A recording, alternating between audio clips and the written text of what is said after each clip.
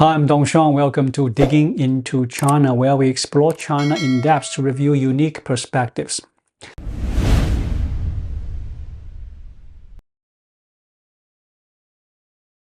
On October 24th, 2025, at a Mexican airport, a low-key but high-stakes handover ceremony unfolded quietly.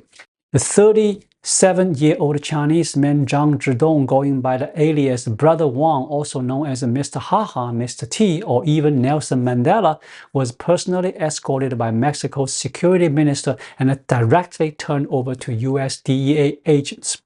This top graduate from Peking University's Spanish language and literature department stands accused of leading a transnational drug trafficking and money laundering empire, supplying fentanyl precursor chemicals and technical support to Mexico's two rival cartels, the Sinaloa cartel and the Jalisco New Generation cartel.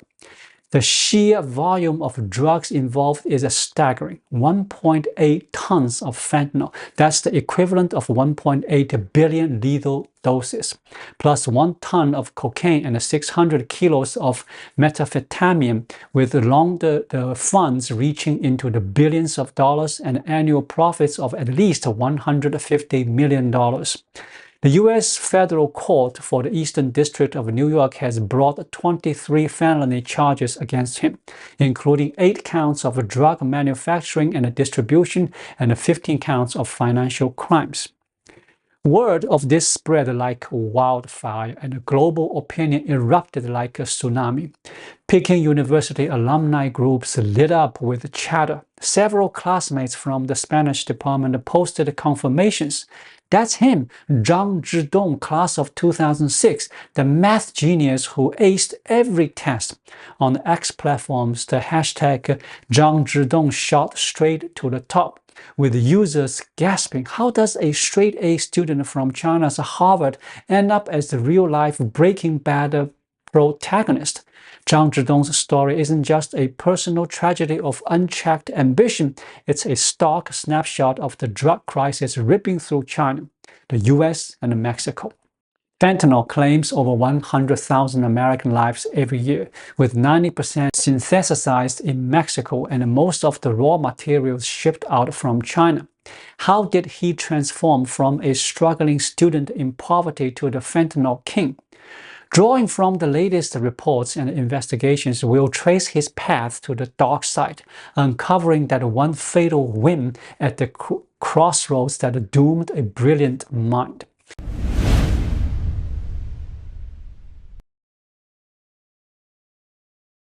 It was 1988 in Beijing. Zhang Zhidong was born into a working-class family deep in the narrow alleyways of the old quarter.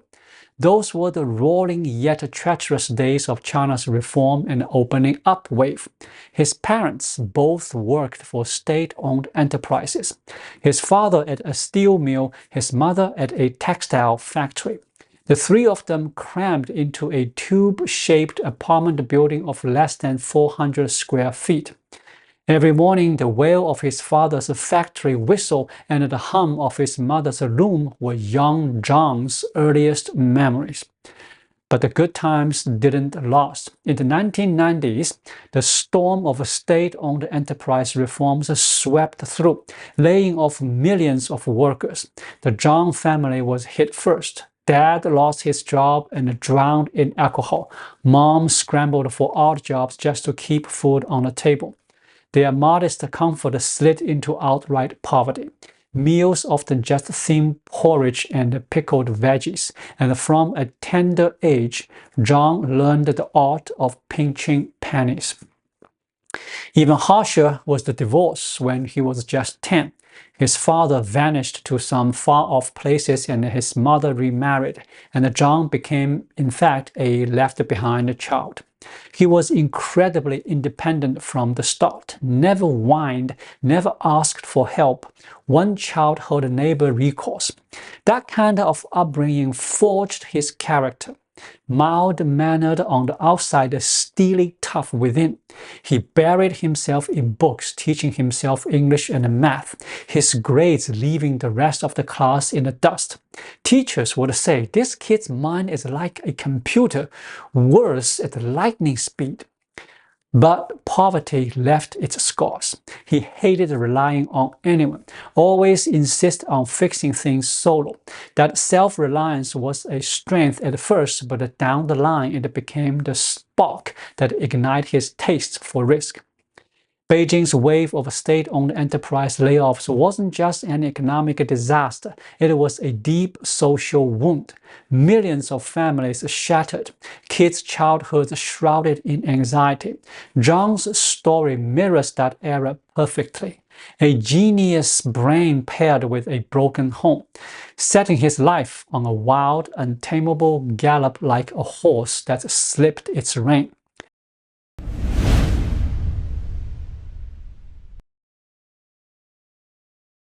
In 2003, at just 15, Zhang Zhidong stormed into Peking University affiliated high school with a citywide ranking in the top 100.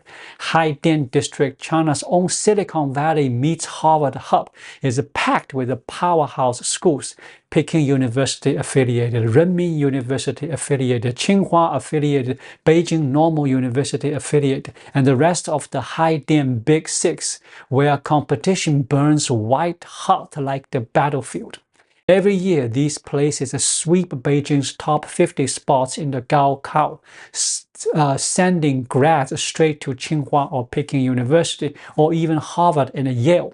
The experimental class at the Peking affiliated, that's the elite of the elite. Weekly mock exams piling on pressure like an avalanche. Classmates remember Zhang from an ordinary family, always dressed neat as a pin, nose in a problem set during breaks, skipping the parties altogether. He wasn't big on socializing, but when he spoke, his logic cut like a blade. Majoring in liberal arts in high school, Zhang still lit up the math world. In the 2006 gaokao, as a humanities student, he nailed a perfect 150 on math, pushing his total score over 710. In an era when the Beijing humanities top score hovered around 650. That was straight up mythical. Outside the exam hall, he had his sights set on Renmin University's finance program. That year, China's stock market was on fire. The Shanghai Composite rocketed from 1,000 to 6,000 points. Fund companies sprouting like mushrooms after rain. Finance admissions lines exploded. Renmin's program was top tier nationwide, starting salaries easily topping 10,000 yuan a month. Zhang's reasoning was crystal clear. Finance is the future, makes money fast. With his scores, getting in would have been a breeze. But Peking University's admission office pulled a fast one with their spot recruitment perk. They could snag top talent regardless of a stated preference. Zhang hadn't even listed Peking University, but his perfect math score landed him on their must-have list. Admissions folks bombarded his phone. "Come to Peking U, pick any major you want." He waffled, then finally said yes, but instead of finance, on a whim, he chose the Spanish language program in the School of Foreign Languages. Why Spanish? Job prospects were the big driver. In 2006, fresh off WTO entry, China's foreign trade was exploding. English majors were a dime a dozen, but the niche languages like Spanish or Arabic in short supply. High demand. Peking's Spanish department had lines just shy of the elite Peking Academy. Grads heading to the foreign ministry of multinationals with starting salaries around 200,000 yuan. Zhang figured, hot major, big payoff. Little did he know this choice would rip out like a butterfly's wing, stirring up the storm of his life. Had he stuck with finance, he might have become China's answer to the Wolf of Wall Street, trading investment wisdom with Jack Ma. Alas, fate's jokes spare no genius.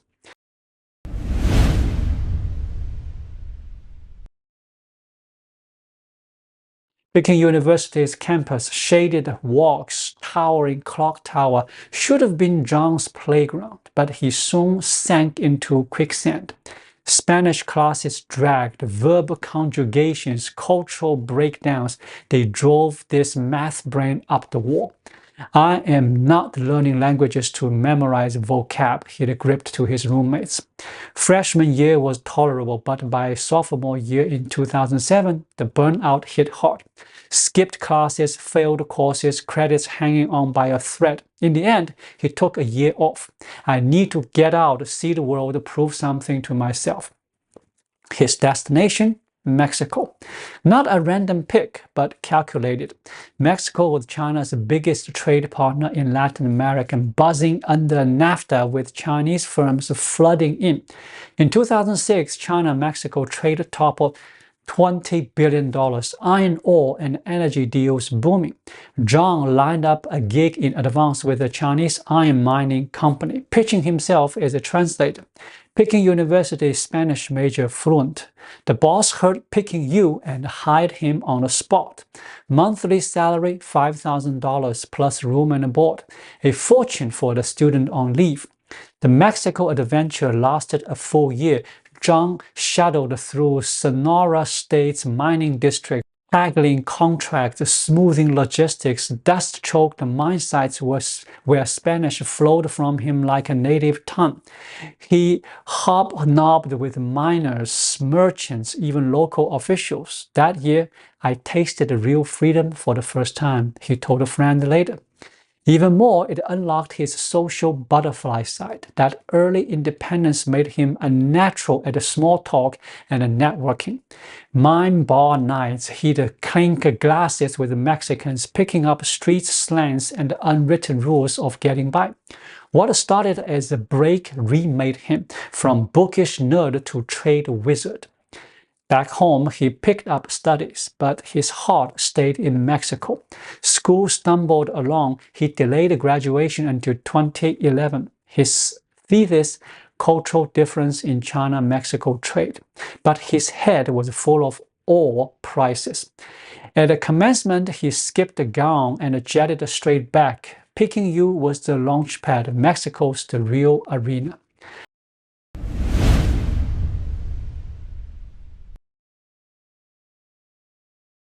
Mexico, a treasure trove of resource, China's infrastructure beast had an insatiable thirst for iron ore. From 2009 on, it became the world's top importer, hitting 1.25 billion tons in 2024, half the global total. Zhang nailed the timing. Starting as a translator in 2012, he founded Sonora Mining Export, zeroing in on shipping iron ore to China. At first, small scale, 500 tons a month, slim margins, but his edges shone. Near native Spanish, master of China-Mexico supply chains, web of contacts, orders poured in like snowflakes. By 2013, headquarters settled in Sonora State, hugging the US-Mexico border for easy shipping. Staff ballooned from 5 to 50. Annual exports cracking 10,000 tons. In 2014, he splashed 10 million yuan on a Zhang Zhidong scholarship for Peking Spanish department, earning outstanding alumnus honors. Peking U's site splashed his photo, sharp suit, confident grin. Back then, he was the poster boy for Chinese entrepreneurs. Millions in yearly earnings, mansions, yacht, darling of Mexico expat scene. But in Mexico, black and white bleed together. Cartels rose in the 80s, gripping the economy's vein. The Sinaloa cartel, led by Shorty Guzman, and the CJNG under Little Menace clashed endlessly, corruption spreading like cancer. Customs, cops, and cartel payrolls. Zhang's mining ops needed protection money. At first, he just paid up for peace, but his charm offense flipped the script. From mock to insider, mine site dinners, arm-in-arm chats with mid-level cartel guys, Spanish greased the wheel, jokes over business. Brother Wang's solid, not like these stingy Chinese, one cartel member reflected later. Drug deals, mostly cold cash, mountains of dollars piling up, impossible to clean, banks sniffling audits, property caps. Zhang's trading firm became the fix, fake iron ore invoices, shell games of left pocket to right, skimming 5 to 10%. By 2015, he was fully in the laundering game. Conscience nagged at first, but the profits hooked him like a drug. $1 million job pocketed easily. And just like that, a genius hunger quietly veered into the shadows.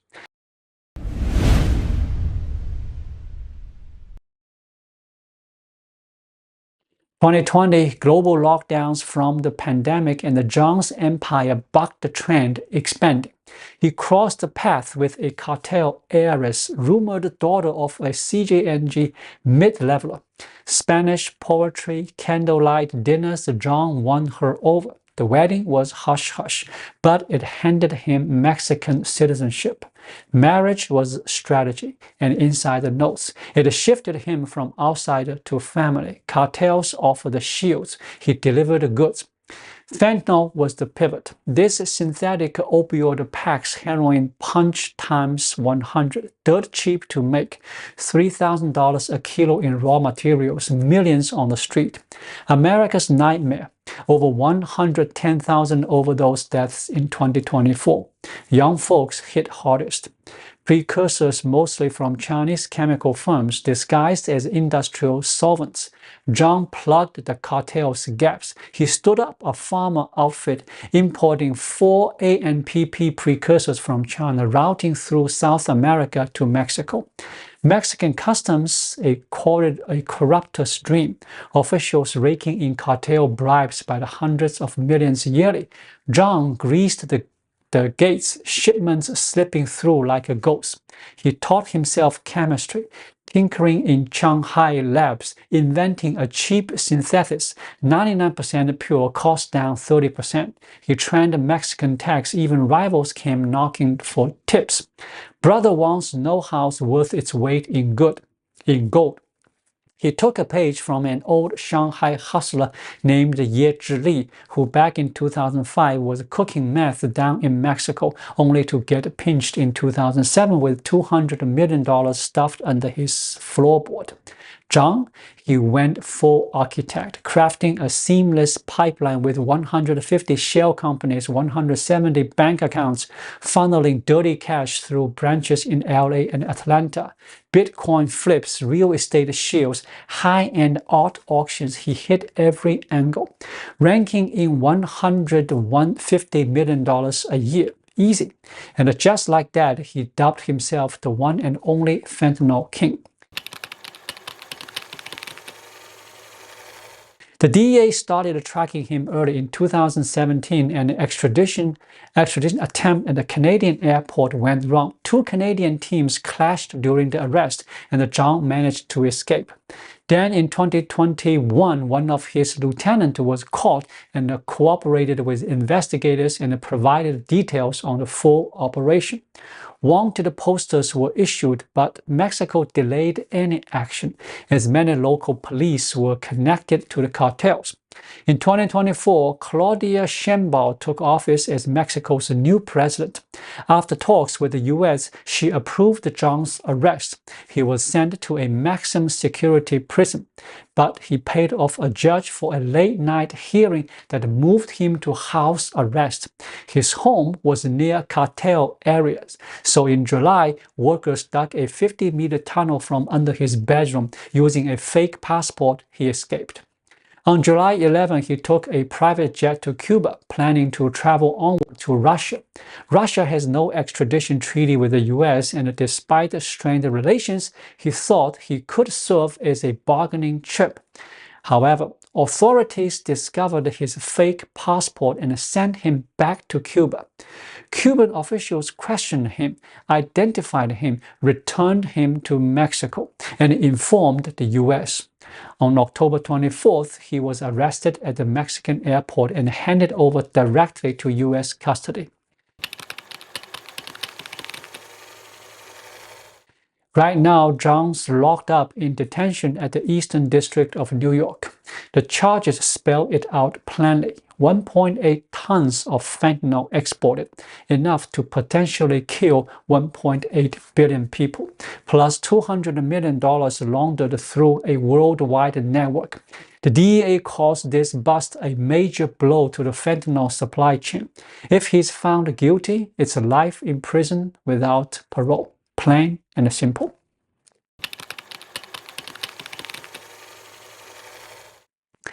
Zhang Zhidong, think of him as a young Elon Musk, blazing IQ, unyielding grit, and that relentless drive that runs like a precision engine.